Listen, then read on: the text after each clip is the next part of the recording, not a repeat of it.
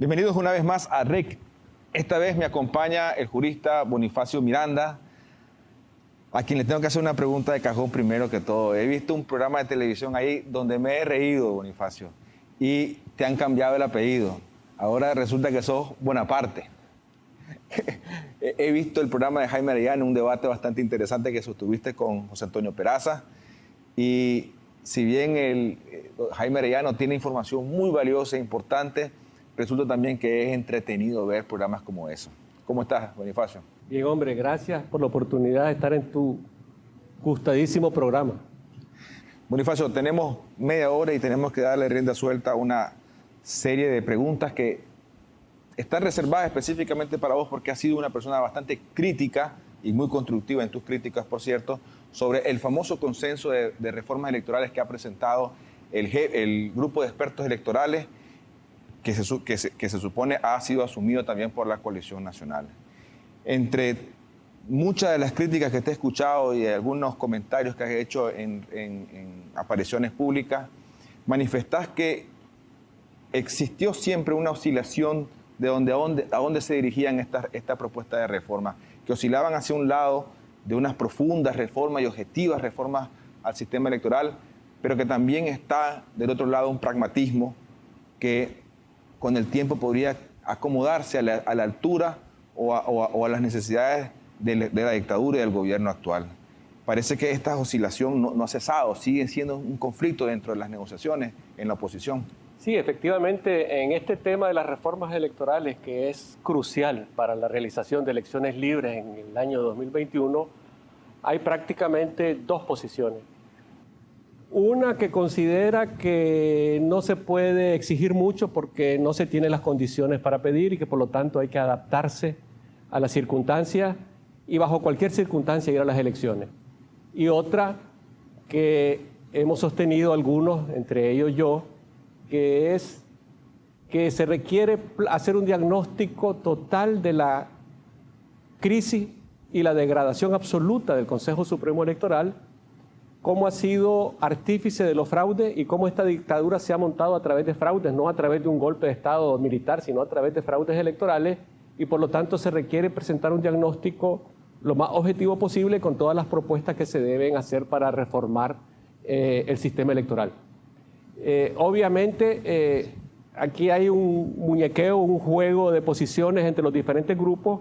Hay una serie de grupos que prefieren adaptarse a las condiciones impuestas por la dictadura y negociar en esas condiciones creyendo que la gente va a ir a votar masivamente por ello. Y otra que es más crítica, que yo estoy entre ellos, que dice no podemos entusiasmar a la gente que vaya a votar si no desmantelamos este sistema electoral previamente.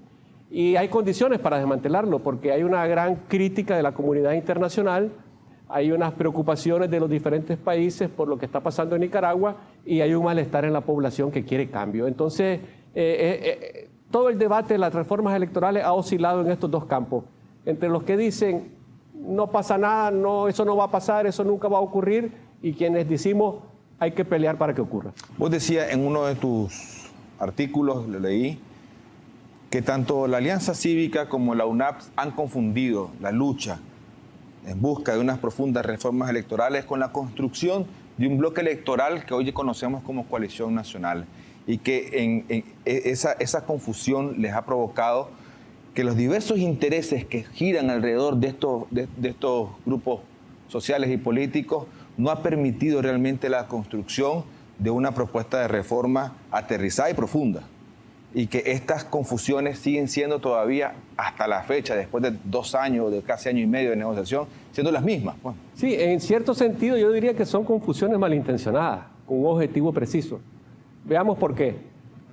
Una cosa es hacer la unidad de acción con todas las fuerzas políticas, incluso los partidos zancudos, para recuperar las libertades, para sacar a los presos políticos, para reformar el sistema electoral, que sea creíble, que recupere la ciudadanía la confianza en él, que eso no implica alianzas electorales, pero mezclaron la lucha por las reformas que nosotros encabezamos en un momento determinado desde la UNAP con otra serie de grupos, con la constitución de la coalición electoral sin haber definido las reglas del juego previamente. Entonces, esta confusión a mi juicio es malintencionada, porque lo que están buscando es cómo posicionarse en la futura negociación que inevitablemente vendrá sobre una reforma electoral para quedar bien ubicados en el panorama electoral. Yo creería que las confusiones se agravaron con la entrada también de los partidos políticos que evidentemente muestran un poco interés en reformas profundas, poco interés en negociaciones como esta.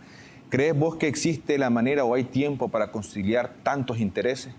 Es que ese es el problema, porque digo que hubo confusión porque se creó la alianza electoral sin haber definido el tema de las reformas electorales. Entonces, esa es una contradicción. ¿Cómo vas a hacer la alianza electoral si todavía no tenés claro el panorama electoral? Esto de la alianza electoral tendría que haber sido hasta después. Primero tendríamos que haber peleado el panorama electoral y ahí hubieran salido todas las propuestas de los diferentes partidos y la ciudadanía pudiera verificar y comprobar quién es quién en esa posición. Entonces, ¿qué es lo que ocurre?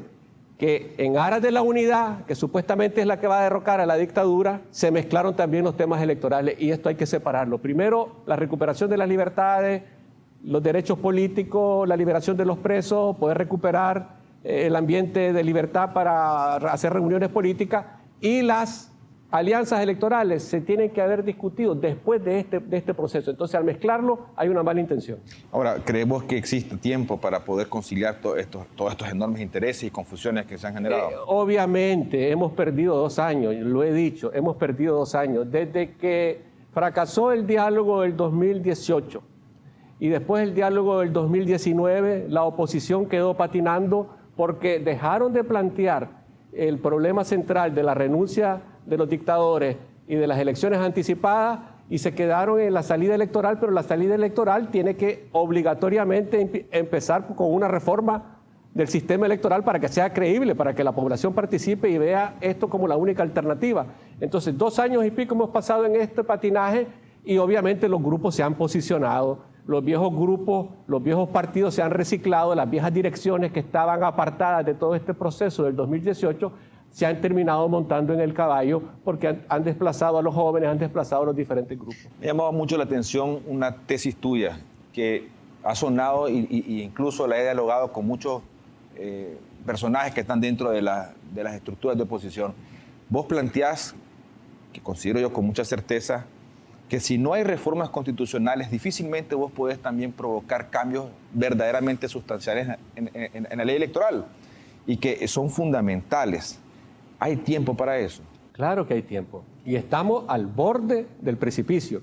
Porque, si te acordás, cuando el pacto del 99 entre Arnoldo Alemán y Daniel Ortega, que es lo que le permite al sandinismo posteriormente recuperar el gobierno, lo primero que hicieron fue reformar la Constitución y después aprobar la ley electoral. Porque obviamente la ley electoral, aunque sea de rango constitucional, está supeditada a los principios establecidos en la Constitución. Entonces, pretender reformar la ley electoral dejando incólume la Constitución tal como está y todos los cambios que se le han hecho en las reformas posteriores, sobre todo en la del 2014 con el transfugismo, es una misión imposible. Es decir, no vas a reformar nada, porque todo lo que vos querrás incorporar en la ley electoral choca con el marco general de la Constitución.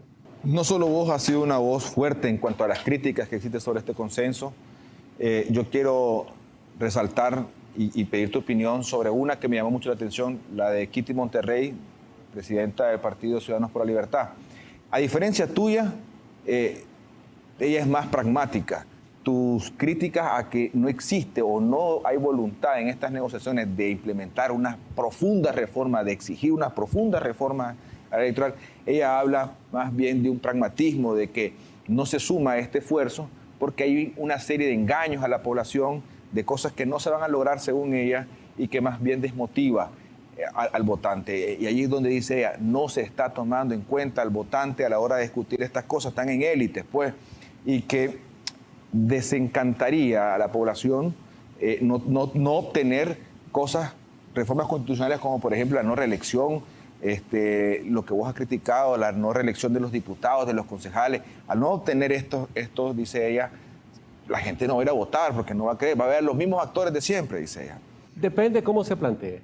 Depende cómo se plantee. A cómo se ha manejado el tema de la reforma electoral ha sido de cúpulas, de pequeñas reuniones en salones en donde las cúpulas están negociando las posibles cuotas de poder para el futuro y no lo están haciendo de cara a la ciudadanía. Lo que yo he criticado es que la primera propuesta que se elaboró en el año 2019, en diciembre, el 12 de diciembre, que la presentamos solemnemente ante el cuerpo diplomático y ante la nación, nunca se difundió, nunca se publicó, porque había un afán, que hasta después me di cuenta, de negociar esto con los partidos políticos. Entonces, esta propuesta que yo le llamo non nata, porque no nació, la del 2019, a pesar de que se presentó solemnemente, al final de cuentas se ha terminado renegociando con los partidos políticos y evidentemente los partidos políticos tienen intereses particulares. Yo los pongo como de ejemplo, son como los tigres de la colina, no quieren competencia, solo ellos quieren estar y no quieren que surjan nuevas fuerzas políticas. Y hay una demanda de la ciudadanía y es que surjan nuevas fuerzas políticas. Entonces me parece que el planteamiento debe ser de cara a la ciudadanía y no de negociaciones de cúpula, y eso no se ha hecho, porque lo que necesitamos nosotros es la aprobación de la ciudadanía. Nosotros le tenemos que decir, miren, nosotros vamos a pelear por esto, y señalamos todos los puntos. Entonces la gente te va a decir, mira, nos interesa tales puntos, o no nos interesa tales puntos. Por ejemplo, el tema de la reelección, de que si vas a las elecciones con Daniel Ortega o no, para mí ese es un tema secundario. El de la reelección es un tema muy sensible, porque hemos soportado dictaduras y el problema de la dictadura tiene que ver con la reelección, entonces estamos de acuerdo. Pero hay otros temas que, aunque no te los den, son sustanciales y es la piedra angular de la reforma electoral. Y es la reestructuración del Consejo Supremo Electoral. Ha sido crítico, fuerte. La reestructuración. No se trata de cambiar magistrados y dejar intacto el aparato electoral tal como lo tiene el Frente Sandinista. Se trata de reestructurar ese poder del Estado, porque ese poder desde el año 1995 es un superpoder. Mira, el Consejo Supremo Electoral dice al final quién es el presidente y vicepresidente del país. Dice quiénes son las listas de diputados. Dice quiénes son las listas de alcaldes, de concejales, de todos los funcionarios. Entonces, quien le da el aval para ser funcionario es el Consejo Supremo Electoral. Entonces este es un asunto clave y hay que prestarle atención. Y desde el 1995 está concentrando funciones, la cedulación, materia de partidos políticos, organización de las elecciones, y lo peor es que no hay recurso alguno contra las resoluciones del Consejo Supremo Electoral. Eso debe cambiar. Si hay fraude electoral, el Consejo Supremo Electoral dice estos son los ganadores y punto. Entonces eso debe terminar, porque debe haber certeza para la ciudadanía de los conflictos que pueden haber, porque los partidos pueden impugnar, pero tiene que haber un tribunal que decida en última instancia quién es el que tiene la razón o quién no la tiene. En ese sentido, y me quiero enfrascar un poquito ahí, vos has sido crítico en la forma en la que se ha presentado esta nueva propuesta o este nuevo consenso de reforma. El 12 de diciembre se leyó ampliamente que como piedra angular para poder tener un proceso electoral transparente se necesita una limpieza total de todo, de todas las direcciones, no solamente, como vos decís, de la cabeza del poder electoral, sino que todas las direcciones que emanan desde esa estatura de magistrados, y que había que buscarse mecanismos distintos para poder elegir a estas direcciones. Y no están plasmadas, o al menos no se presentan de esa forma en este nuevo consenso. Obviamente. Y ahí yo quiero que me expliques cuáles son las diferencias de la del 12 de diciembre con esta. Es que no es casual. Cuando la del 12 de diciembre, lo que nosotros habíamos discutido, en resumen, es lo siguiente, que se deben de cambiar los procedimientos establecidos en la Constitución para la elección de magistrados. Porque actualmente lo que está es que se puede hacer consulta. La palabra es consulta con las organizaciones de la sociedad civil, y lo que nosotros discutimos y llegamos al consenso en el 2019 fue de que la sociedad civil tiene el derecho a hacer propuestas, debe proponer candidatos, y a partir de ahí tiene que haber un debate público sobre la idoneidad de los candidatos, porque de lo contrario terminás dejándole a los diputados las decisiones, y entonces al hablar de los diputados estás hablando de los viejos partidos políticos y estás hablando del mismo sistema. Entonces, aunque se cambien las caras, aunque se quite Roberto Rivas o se quite el Humberto Campbell, al final de cuentas puedes poner a Juan Perico de los Palotes, pero ese va a seguir las instrucciones del partido Frente Sandinista o del PLC en su caso. Quienes han respondido a esta crítica tuya han dicho de que lo que has visto o lo que hemos visto en el país es un manifiesto político, un documento que es más político que las letras menudas y que sí están contemplando este tipo de mecanismos. La pregunta es, ¿confiamos en que realmente sea así?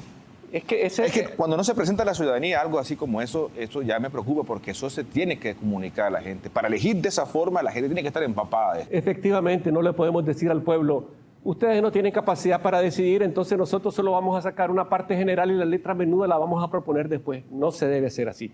Se debe ser categórico y decir, estos son los puntos y toda la letra menuda debe ir ahí y publicarse e iniciar el debate.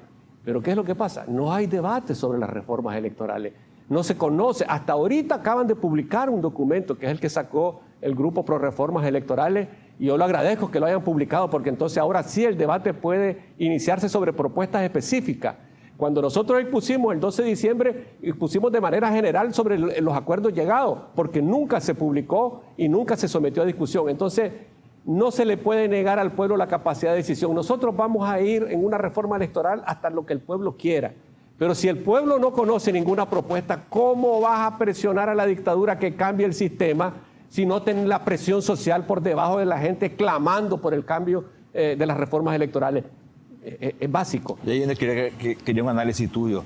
Para alcanzar reformas como esta, en una dictadura como la que vivimos, sometidos todo este país, la única manera de alcanzar estas propuestas de reforma que se consoliden, que se materialicen en la realidad, es con presión. Y yo no veo esa presión. Claro, no hay presión social, pero no hay presión social no es porque la policía esté en la calle, sino que no hay presión social porque no se difunden las propuestas. Mira, por ejemplo, cuando estuvimos en la UNAP en el periodo anterior discutiendo las propuestas que les presentamos y que se adoptaron en su mayoría, hubo mucho entusiasmo de la gente por la constitución de nuevos partidos, por la constitución de candidaturas independientes, porque hay gente que no quiere estar con los partidos, pero quiere presentar sus propios candidatos. Y todo esto no le gusta a los partidos políticos y no le gusta a mucha gente porque sienten que hay competencia. Entonces no pueden estar hablando de democracia si no dan lecciones de democracia, si no demuestran cómo debe ser. Y entonces lo primero que tenemos que decirles es que se formen los partidos que quieran formarse, que surjan nuevas fuerzas políticas. La unidad es un problema que se discutirá posteriormente en base a los puntos comunes de estas diferentes fuerzas políticas. Y además la unidad no siempre la vamos a lograr. No podés juntar a los buenos con los malos, es una realidad. Tus grandes detractores dicen lo siguiente para desmontar o intentar desmontar tus argumentos.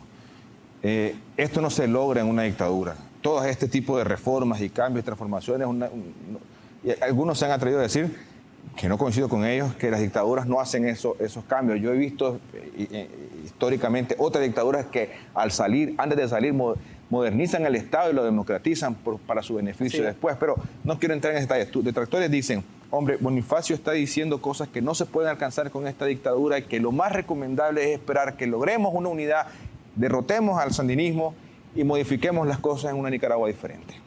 Obviamente ese es un discurso para justificar la negociación de cúpulas de un aterrizaje suave bajo las condiciones impuestas por Daniel Ortega. Le voy a citar un ejemplo histórico de Nicaragua reciente. En el 90, cuando se hizo el cambio de gobierno, se consideraba el gobierno de doña Violeta una transición hacia la democracia. Después, el difunto ingeniero Toño Lacayo quiso quedarse en el poder. Se opuso a las reformas constitucionales del 95. Entonces, ¿qué me garantiza a mí que yo le voy a dar un cheque en blanco a estos grupos que me prometen que van a hacer las reformas mañana o pasado mañana? No, señor. Es ya que queremos la propuesta que se haga. La gente está esperando esto. La gente no está esperando hacer las cosas para mañana o para pasado mañana. No es que no se puedan hacer bajo una dictadura. Cualquier dictadura puede caer si hay movilización y hay presión popular. ¿Por qué se ha perdido la movilización y la presión popular? Porque no hay un discurso claro que le oriente a la gente hacia dónde tenemos que ir para hacer los cambios. Y además no quieren los cambios, esa es una realidad. Todo este segundo documento de reformas electorales me indican que no quieren cambios sustanciales, que quieren únicamente renegociar cuotas de poder dentro del sistema electoral. ¿Cómo o qué vida vos le ves a este supuesto consenso en el concierto internacional? ¿Se preparó para la próxima Asamblea General de la OEA este supuesto consenso y se está tratando de vender mediáticamente que ese es el consenso que la oposición nacional ha establecido y presentarla pues, en este consenso? ¿Qué vida le ves vos a esto? ¿Cuál es el escenario que vos ves de este consenso? Yo veo afuera un papel lamentable de la oposición si esas son las propuestas de reforma, porque el borrador de resolución de la OEA que está circulando es mucho más radical que las propuestas de la oposición. En el borrador de resolución de la OEA se dice que se plantea la modernización y reestructuración del Consejo Supremo Electoral, que es el punto que yo he venido insistiendo desde hace tiempo, porque no puede haber elecciones libres si solamente cambias al chofer y sigue el mismo vehículo, si solamente cambias a las personas. Ese aparato electoral está montado, aceitado, preparado para nuevos fraudes electorales. Y entonces eso lo comprenden los embajadores de la OEA y por eso plantean en su resolución, el borrador, modernización y reestructuración del Consejo Supremo Electoral, cambiando magistrados y el personal de arriba hacia abajo hasta director general. Están diciendo la verdad. Entonces, la propuesta que están planteando y que quieren llevar a la OEA, pero que no presentan al pueblo de Nicaragua primero para que la apruebe, es mínima en relación a la resolución que está planteando la OEA. Y técnicamente los organismos internacionales como la OEA no se inmiscuyen por lo general en temas políticos dentro de la nación. Siempre hay una presión por debajo, por supuesto, pero técnicamente y públicamente no lo hacen y son enfocados meramente en las cosas técnicas de una reforma. Estas discusiones políticas nos toca a nosotros hacerlas y no le veo futuro, para serte sincero. Pero fíjate bien que lo que te estoy citando, esa resolución de la OEA del borrador, es aspecto técnico que te habla que para que hayan elecciones libres tiene que haber una reestructuración y modernización del Consejo Supremo. Lo dicen los embajadores de la OEA y no lo dice la resolución. Ahora, fíjate bien, Danilo, si son cosas increíbles. Plantearon en este segundo documento presentado por el JEPRE que se van a elegir los consejos municipales, regionales y departamentales de los órganos electorales con un método aleatorio, o sea, como rifa, pues, como que das la vuelta de la ruleta y del padrón electoral sacas unas personas. Eso no es correcto, porque quienes deben de estar en esos cargos son personas idóneas, no es cualquiera. No es lo mismo que sea aleatorio de una junta receptora de votos de 400 miembros, que el barrio se conoce, quién es fulano, quién es sutano, si es sandinista, si no es sandinista, si es azul y blanco o no, y te dice, esa persona es honorable, aunque sea sandinista, pues, y debe estar ahí, pues, y aceptan.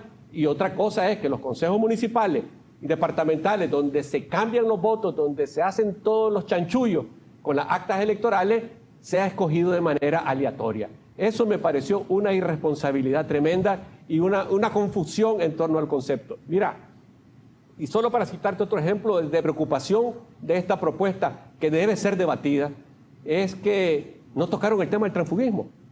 Sí. Y el transfugismo es una espada de Damocles para todos los partidos y para todos los diputados que vayan a Dicen que se puede tocar después, que después de proceso. Entonces volvemos a lo mismo. Entonces, si los cambios son para mañana o para pasado mañana, la gente tiene razón de no salir a la calle y no movilizarse porque no tiene motivación. Si yo te prometo a vos que te voy a dar algo dentro de 2 años, vos estás esperando que se lleguen los años y vos te dedicas a tus cosas. Eso es lo que ocurre con la gente. O sea, ese tipo de propuestas subestiman la voluntad popular, subestiman la capacidad del pueblo para luchar.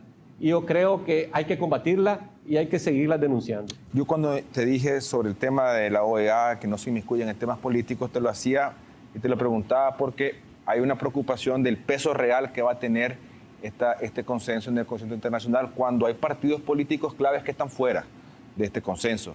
No solamente uno, hay varios partidos fuera y movimientos incluso que no están de acuerdo con este consenso o que al menos no los convence. Y esto podría perjudicar al pueblo en general, pues, porque la lucha es por alcanzar unas reformas electorales y hay dos voces distintas. Es que estamos cayendo en el error malintencionado, diría yo, una manipulación de creer que la coalición nacional es la oposición del país. Por algo, las encuestas reflejan que el 70-80% de la población no cree en la coalición nacional. Desconfía porque sabe que están los partidos zancudos, los viejos partidos, camuflados con los movimientos sociales que han cometido el error de aliarse con los partidos zancudos en vez de mantener las banderas de abril impolutas, blancas, resplandecientes, de las reivindicaciones por las que luchó y murió mucha gente. Entonces, volvemos a lo mismo. Tenemos que la OEA no va a resolver los problemas. La comunidad internacional puede tener incidencia y ejercer algún grado de presión, pero la presión fundamental se debe ejercer en Nicaragua, con los nicaragüenses, con la población, y si no hay propuestas claras, ¿cómo vas a entusiasmar a la gente? Yo debo hacer una pregunta de cajón a vos, Bonifacio, porque has sido incidente en este tema, fuiste parte y parte negociadora en el primer documento que se publicó el 12 de diciembre en el Hotel Intercontinental. Escuché en la entrevista que estuviste ayer con Jaime Arellano y con José Antonio Peraza, es que decía Peraza de que no hay dos documentos, que tu salida de las negociaciones no significa que no hayan avanzado, pues que quien te sustituyó es quienes avanzaron con estas negociaciones. En este caso, yo te quiero hacer una pregunta cerrada, pues. ¿Te han movido vos de este espacio porque tus críticas eran incómodas y que la misma UNAP dijo, hasta aquí llega Bonifacio porque no nos conviene, pues? Lo que pasa es que la UNAP tiene dos momentos. El primer consejo político era más pluralista y era más sensible a los problemas y entendía más. Y este segundo consejo político, que está compuesto en su mayoría por los miembros del sector político del UNAP, está compuesto por dos fuerzas que son la Articulación y el Movimiento Renovador Sandinista, más el Grupo de Maradiaga, y estos controlan absolutamente el UNAP. Y obviamente vieron en la primera propuesta, que fue preparada por el primer consejo político, un obstáculo muy grande para las alianzas con los partidos zancudos. Y efectivamente, por eso me sacaron. Pero no fue como dice Peraza, que me sacaron y que yo estoy resentido porque me sacaron, pues, pero la propuesta ahí estaba y la propuesta se presentó solemnemente y ahí están los videos de lo que se dijo y lo que la gente estaba muy entusiasmada con esa propuesta. Pero obviamente eso no le interesaba a los partidos, entonces ahí es donde digo yo que hubo un cálculo frío, malicioso, de no publicar la primera del 2019 para renegociar con los partidos zancudos esta propuesta y diluirla. Y entonces lo que ha salido en última instancia es una propuesta bastante diluida que no garantiza elecciones libres. Eso lo digo categóricamente. Es una propuesta que lo que está preparando es el aterrizaje suave, pero bajo las condiciones impuestas por Daniel Ortega. Y si no luchamos contra eso, va a venir el crujir de dientes y las lamentaciones posteriormente. Quiero cerrar con un análisis, ya esto es personal, me salgo un poquito con el tema de las reformas, aunque están incluidas, pues. Esta presentación que hizo el grupo de expertos electorales, acuerpada con directivos y dirigentes de la coalición nacional, se notó una ausencia en la Alianza Cívica, o sea, no hubo una participación de alto nivel en esto. Tengo información, o manejamos información de que hoy viernes posiblemente esta ruptura, coalición, Alianza Cívica se dé, no estoy seguro, pero sí evidencia de que hay una crisis profunda. ¿Qué es tu opinión sobre qué está pasando? ¿Cómo lo ves vos? ¿Cuál es tu prisma? Este romance de coalición y Alianza Cívica. Es que obvio que la coalición lo que ha servido es para oxigenar a los partidos zancudos, sobre todo al PLC, que está en una crisis profunda, dividido en dos corrientes, que ya no es el PLC de antes, no tiene la fuerza de antes, está muy fragmentado, muy dividido. Y estos grupos que están impulsando la coalición se van a suicidar junto con el PLC y los otros partidos. Creo que la Alianza Cívica está reflexionando porque está viendo el error cometido y no quieren seguir hundiéndose en el pantano. Entonces no sé si van a romper o no, pero está claro que hay una tendencia definida a una separación cada vez más constante de la coalición, porque la coalición no atrae al pueblo, y no atrae porque no tiene discurso y por quienes la componen internamente. Y aquí han cometido un error gravísimo los movimientos sociales de la UNAP, porque se han prestado al juego de oxigenar políticamente a un partido que estaba en la tumba, que era el PLC, y a otros partidos que no representan absolutamente nada y que más bien dan desconfianza. Entonces, lo que podemos perfilar es que van a haber varios bloques, y no es malo que hayan varios bloques. En las elecciones del 96 habían 27 partidos y Arnoldo Alemán la ganó porque tenía un discurso claro. Solo lo cito por ejemplo, no lo estoy reivindicando políticamente. Entonces aquí va a ocurrir lo mismo. Vamos ahorita a una negociación que ya estamos llegando al límite, por eso ves a la dictadura prometiendo cadena perpetua, diciendo que los movimientos sociales que reciban fondos tienen que registrarse como agentes extranjeros, unas redadas tremendas contra los luchadores en los barrios, la gente de los movimientos sociales, porque está trincherándose para la negociación que viene. Y entonces tenemos la tragedia que la oposición, en vez de elevar la parada, plantear todo el diagnóstico clarito de cómo está el poder electoral y qué es lo que requiere, sobre todo porque viene la Asamblea de la OEA, y entonces minimizan la posición para poder llegar a un entendimiento, a un arreglo, lo cual considero que sigue siendo un error político. Errores tras errores tras errores, y la gente no se engaña. Por eso es que la gente está desconfiada. ¿Por qué crees vos que Ortega no ha hablado de reformas electorales? ¿Cuál es tu lectura sobre ese tema? Desde mi perspectiva, siento que se ha equivocado la dictadura al no hablarlo. Ortega jugó fichas lo suficientemente estratégicas para llegar a este escenario, para encontrarse en este escenario. Obviamente, desde que aplastó los tranques está definiendo toda una estrategia para llegar a este punto. Porque si ya convocan a elecciones, no puede seguir manteniendo el nivel de represión actual. Tiene que tolerar las reuniones políticas, los mítines y las cosas. Y entonces él no se pronuncia sobre eso porque está esperando el resultado de las elecciones en Estados Unidos. No es lo mismo que se reelija Trump que haya un cambio de administración con Biden. Es cierto que hay un acuerdo bipartidista con la NICAAC, que los dos tienen una posición sobre Nicaragua, pero a nivel de negociación no es lo mismo negociar con el equipo de Trump, que tiene una influencia del lobby cubano en Estados Unidos, que le dividen, que se interesa más por los problemas de los derechos humanos y las cosas, y que ha sido proclive a renegociar con los cubanos las sanciones y todo. Entonces, obviamente Daniel Ortega no es tonto, él está esperando ese momento, y mientras espera ese momento, para que no se le desborde la situación como ocurrió en abril del 18, te mantiene a todo el mundo con la soga al cuello.